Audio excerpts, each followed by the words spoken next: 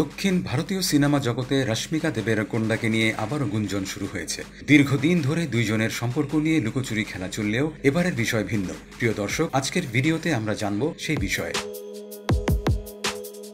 রশ্মিকা মান্দানা ও বিজয় দেবেরকোন্ডার সম্পর্ক নিয়ে জল্পনা চলছে বহুদিন হলো। রশ্মিকা দেবেরকোন্ডা উভয়ই নানা সময় স্বীকার করেছেন তারা সিঙ্গেল নন। ভক্ত অনুরাগীরা তাদের এই সম্পর্ক নিয়ে উচ্ছ্বসিত ছিলেন। নেট দুনিয়াতেও এই বিষয়ে আলোচনা হয়েছে অনেক। বিজয় রশ্মিকার বিয়ে নিয়েও অনেক চর্চা হয়েছে। তবে সম্প্রতি এক সাক্ষাৎকারে প্রেম এবং জীবনসঙ্গী প্রসঙ্গে বিজয়ের উত্তর কিছুটা হতাশ করেছে ভক্তদের। ইঙ্গিতে যেন বুঝিয়ে দিয়েছেন রশ্মিকার সঙ্গে সম্পর্কের ইতির কথা। সাক্ষাৎকারে বিজয়কে জিজ্ঞাসা করা হয় জীবনসঙ্গীর মাঝে তিনি কি কি গুণ খোঁজেন। এর জবাবে বিজয় সোজাসাপটা বললেন, আমি এই মুহূর্তে জীবনসঙ্গীর খোঁজ করছি না। যদিও পরবর্তী প্রশ্নে কিছুটা নরম সুরে কথা বলেন, কিন্তু রশ্মিকার প্রসঙ্গে কোনো সরাসরি উত্তর দেননি। তাকে জিজ্ঞাসা করা হয় রশ্মিকার মতো কেউ কি আপনার জন্য উপযুক্ত জীবনসঙ্গী। তখন বিজয় বলেন, যে কোনো ভালো মনের ভালো নারী উপযুক্ত।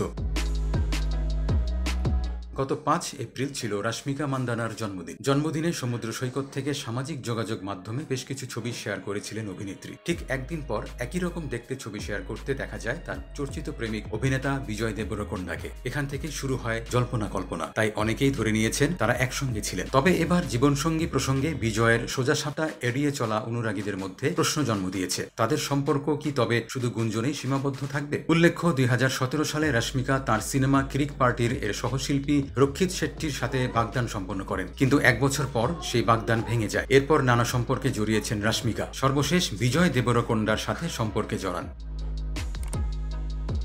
রশ্মিকা মান্দানা ও বিজয় দেবরকোন্ডার সম্পর্ক নিয়ে ধোঁয়াশা থাকলেও তাদের ভক্তরা এখনও এই জুটিকে সিনেমায় দেখতে চান।